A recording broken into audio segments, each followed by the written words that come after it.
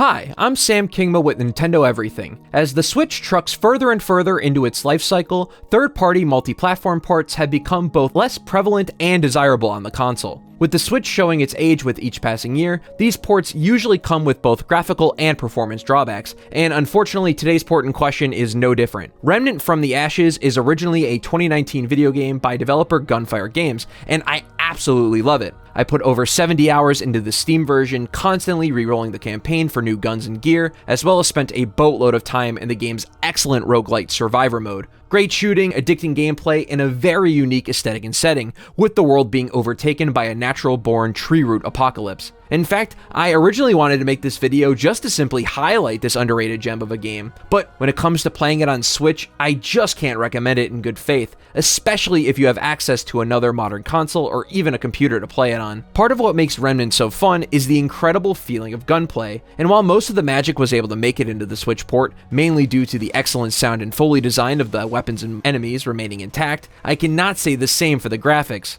Now, when it comes to these types of ports, a certain level of low fidelity is to be expected and accounted for. However, Remnant's main color aesthetic is built off a lot of grays, greens, browns, and oranges, leaving a majority of the port's textures looking extremely blurry, muddy, and just kinda ugly. Not to mention quite a bit of noticeable pop-in for both objects in the world, as well as detail pop-in for when you get close to an object. Unfortunately, the performance is also not where it should be. The game feels like it can barely hold its 30 FPS cap, and will stutter even in low action areas.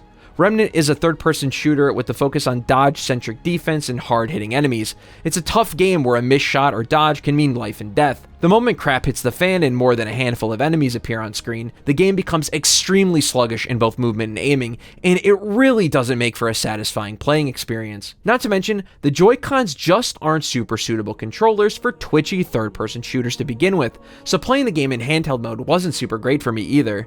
I also found the load times to be noticeably long and annoying, taking over 45 seconds to load into the overworld and Ward 13, things that you will do frequently throughout your playthrough, especially if you die a lot. Now, don't get me wrong, in the grand scheme of third-party Switch ports, you could definitely do a lot worse. Despite its mostly sluggish feel, I was still able to play decently enough to make progress, and I did have some fun, though that was mostly just the inner game shining through all the technical tomfoolery. I'm sure Gunfire Games did the best with what they had. After all, the Switch's hardware was already outdated when the game first launched 3.5 years ago.